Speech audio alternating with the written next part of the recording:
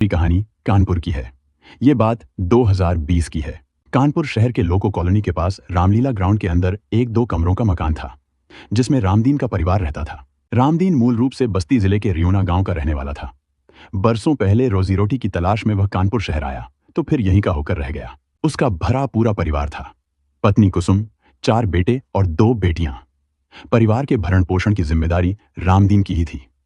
रामदीन का सबसे बड़ा बेटा विष्णु था। बड़ी संतान होने की वजह से माँ बाप का सारा प्यार उसी पर बरसा, लेकिन यही प्यार उससे बिगाड़ गया। उसने जल्दी ही पढ़ाई छोड़ दी और अपने ही जैसे लड़कों के साथ घूमने फिरने, आवारागर्दी करने लगा।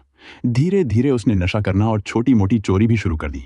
वो बड़ा तो हो गया, लेकिन कभी समझदारी नहीं आई। न घर की जिम्मेदारी समझी, न बाप के साथ काम में हाथ बंटाया। हालात तब और बिगड़े जब उसे शराब पीने और जुआ खेलने की आदत लग गई। घर के लिए परेशानी दिन ब दिन बढ़ती जा रही थी। रामदीन को विष्णु की आदतों की चिंता थी। सोचा, शादी करवा दूं तो शायद सुधर जाए, लेकिन कोई भी अपनी बेटी उसे देने को तैयार नहीं हुआ। विष्णु को भी अपनी गलतियों और माँ बाप की तकलीफ का एहसास था, पर आदतें छोड़ना आसान नहीं था। वक्त के साथ समझ आई तो उसने गलत संगत छोड़ दी और बाप के साथ काम में लग गया। जब विष्णु ने काम संभालना शुरू किया तो रामदीन ने रंगाई पुताई के बड़े ठेके लेने शुरू कर दिए। बाप बेटे मिलकर बढ़िया कमाई करने लगे।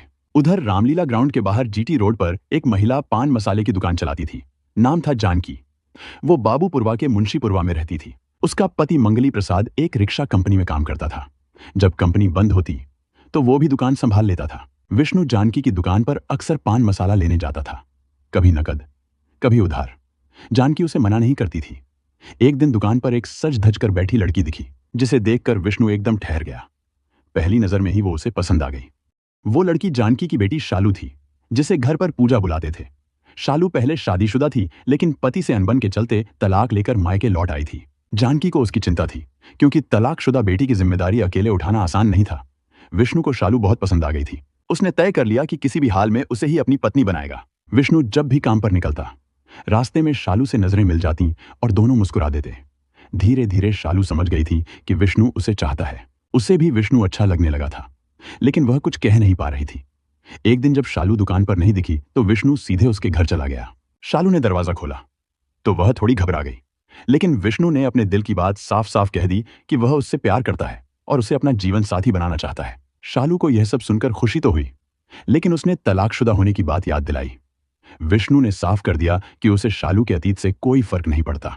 यह सुनकर शालू ने काफी सोचने के बाद शादी के लिए हाँ कर दी और अपने माता पिता को भी बता दिया। जानकी पहले से बेटी के भविष्य को लेकर चिंतित रहती थी, इसलिए उसने भी यह रिश्ता मंजूर कर लिया। उधर विष्णु ने अपने माँ बाप को बताया तो वे भी राजी हो गए।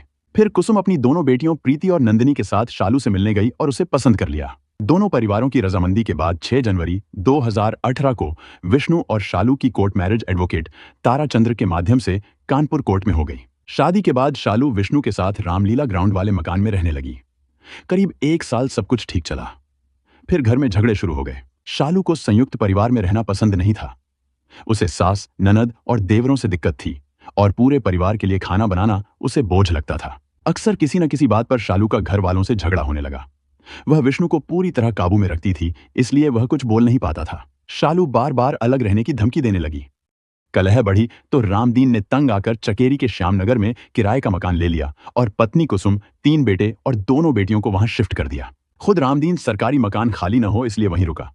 अब उस मकान में सिर्फ वह, विष्णु और शालू रह गए। शालू ने बड़ा कमरा अपने लिए ले लिया और छोटा कमरा रामदीन को दे दिया। अब वह सज धज कर रहने लगी थी और पति से लड़झगड़ कर महंगा मोबाइल भी ले लिया था। फोन चलाना सीख गई थी और हर हफ्ते एक दिन विष्णु के साथ घूमने जरूर जाती थी। उस दिन घर का खाना नहीं बनता, दोनों बाहर खा लेते, लेकिन रामदीन को अक्सर भूखा ही सोना पड़ता था। 2 अगस्त 2020 की रात शालू और उसके पति विष्णु की किसी ने हत्या कर दी। जब रामदीन को इस बात का पता चला तो उसने तुरंत रेल बाजार थाने में सूचना दी। रक्षाबंधन के दिन डबल मर्डर की खबर मिलते ही पुलिस में हड़कंप मच गया। कुछ ही देर में SSP doctor Pritinder Singh, SP Rajkumar Agarwal और एसपी दीपक भूकर मौके पर पहुंच गए। थाने के प्रभारी दधिबल तिवारी पहले से ही टीम के साथ वहां मौजूद थे। जब पुलिस टीम शालू के कमरे में पहुंची तो सबकी आंखें शर्म से झुक गईं। कमरे के अंदर शालू का शव बिना कपड़ों का पड़ा था। पुलिस को शक हुआ, लूटपाट की और विरोध करने पर दोनों की हत्या कर दी। घर से नकद, पैसे, जेवर और दोनों के मोबाइल फोन भी गायब थे। फोरेंसिक टीम ने मौके से सबूत इकट्ठा किए और जांच शुरू हो गई।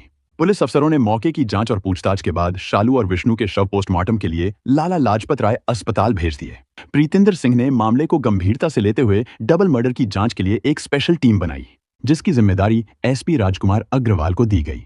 टीम में रेल बाजार थाने के प्रभारी दधिबल तिवारी, एसएसआई संतोष ओझा, एसओजी प्रभारी दिनेश कुमार और सर्विलांस प्रभारी सतीश सिंह को शामिल किया गया।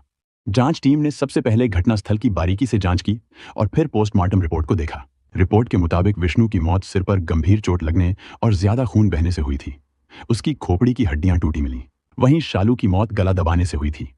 उसके साथ दुष्कर्म की आशंका को देखते हुए मेडिकल स्लाइड भी बनाई गई।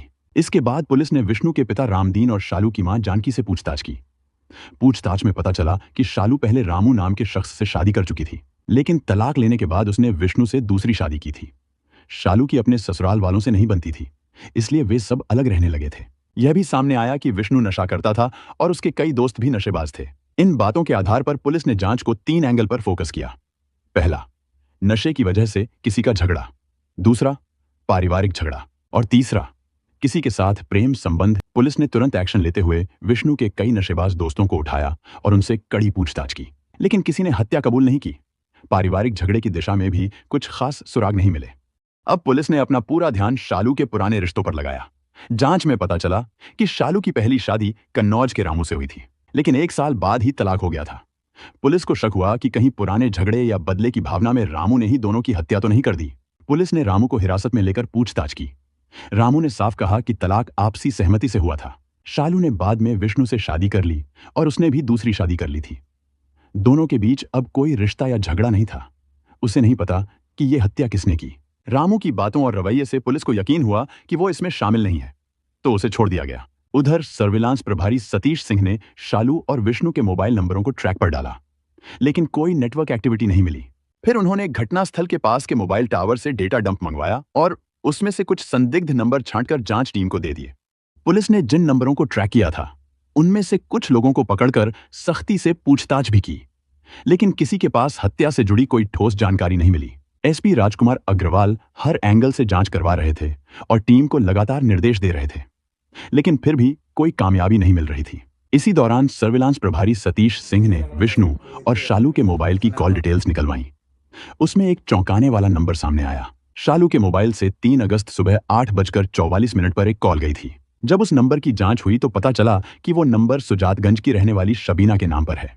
पुलिस टीम तुरंत शबीना के घर पहुंची और उससे पूछताछ की। शबीना ने बताया कि नंबर तो उसी का है, लेकिन मोबाइल उसका भांजा जमशेद इस्तेमाल करता है, जो उसी के साथ रहता है। उसने यह भी बताया कि 2 अगस्त की रात जमशेद घर नहीं आया था। जमशेद अब पुलिस के रडार पर था। उसे पकड़ने के लिए पुलिस ने जाल बिछाया और आखिरकार 7 अगस्त 2020 की रात उसे सुजातगंज मोड़ से फिल्मी अंदाज में धर दबोचा गया। फिर उसे रेल बाजार थाने लाया गया। शुरू में तो जमशेद ने डबल मर्डर के बारे में कुछ भी जानने से साफ इनकार कर दिया, लेकिन जब पुलिस ने सख्ती की तो वो टूट गया और अपना जुर्म कबूल कर लिया।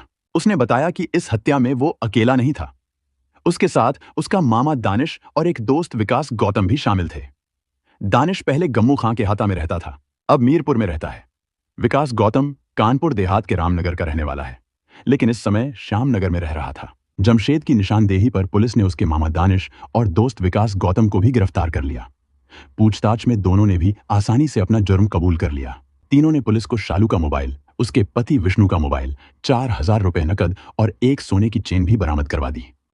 जब पुलिस ने शालू के साथ रेप होने की बात पूछी तो तीनों ने इससे साफ इनकार किया। इसके बाद एसएसपी ने तुरंत पुलिस लाइन में प्रेस कॉन्फ्रेंस की और मीडिया के सामने आरोपियों को पेश कर डबल मर्डर का खुलासा कर दिया। एसएसपी ने डबल मर्डर का खुलासा करने वाली पुलिस टीम को 75,000 रुपए इनाम देने की घोषणा भी की। खुलासे से जो सच्चाई सामने आई वो हैरान करने वाली थी। दानिश, उसका भांजा जमशेद और दोस्त विकास तीनों चमनगंज इलाके के थे और चोरी चकारी करते थे। साथ ही तीनों नशेबाज भी थे। अक्सर नशा करने रामलीला ग्राउंड जाया करते थे। एक दिन वहीं उनकी नजर विष्णु की बीवी शालू पर पड़ी। शालू महंगे कपड़े पहने महंगे मोबाइल पर बात करती दिखी। उसे देखकर दानिश को लगा कि ये कोई पैसे वाली औरत है। बस यहीं से लालच शुरू हुआ। दानिश ने अपने दोनों साथियों को लेकर शालू के घर चोरी की प्लानिंग शुरू कर दी और कई दिन तक उसके घर की रेकी करता रहा। 2 अगस्त 2020 की रात 3 युवक चोरी की नीयत से रामलीला ग्राउंड में छिपे थे। बिजली चली गई तो विष्णु और शालू बाहर सोने लगे, लेकिन तभी शालू की आंख खुल गई और उसने शोर मचाया। शोर सुनकर विष्णु भी जाग गया और उसने उनका विरोध किया। इस पर उन्होंने विष्णु पर हमला कर दिया। सिर पर गंभीर चोट लगने से विष्णु की मौके पर ही मौत हो गई। विष्णु की हत्या के बाद आरोपी शालू को जबरन कमरे में ले गए। वहां उसके साथ गंभीर आपराधिक हरकत की गई और फिर उसकी भी बेरहमी से हत्या कर दी गई। पुलिस जांच में साफ हुआ कि वारदात की वजह सिर्फ चोरी नहीं थी, बल्कि इसमें महिला के साथ शारीरिक शोषण की भी मंशा थी। अगर एक छोटी सी गलती न होती तो ये तीनों आरोपी पुलिस की पकड़ में शायद ही आते। दरअसल वारदात के बाद जब शालू का मोबाइल उनके पास था, तभी जमशेद के नाबालिग भाई ने उसी फोन पर उसे कॉल कर दी। ये कॉल सिर्फ 13 सेकंड की थी, लेकिन यहीं से पुलिस को एक अहम सुराग मिल गया। इसी कॉल के आधार पर पुलिस ने जमशेद को पकड़ा। फिर दानिश और विकास भी दबोच लिए गए। रेल बाजार पुलिस ने विष्णु के पिता रामदीन की तहरीर पर तीनों के खिलाफ हत्या, चोरी और आपराधिक संपत्ति रखने की धाराओं में केस दर्ज किया। तीनों आरोपियों ने शालू से दुष्कर्म की बात से इनकार किया, लेकिन पुलिस ने उनकी बात पर भरोसा नहीं किया और मेडिकल जांच करवाई। अगर शालू की स्लाइड रिपोर्ट और आरोपियों की जांच रिपोर्ट मिलती है तो दुष्कर्म की धाराएं भी केस में जुड़ेंगी। 9 अगस्त 2020 को तीनों को कोर्ट में पेश कर जिला जेल भेज दिया गया।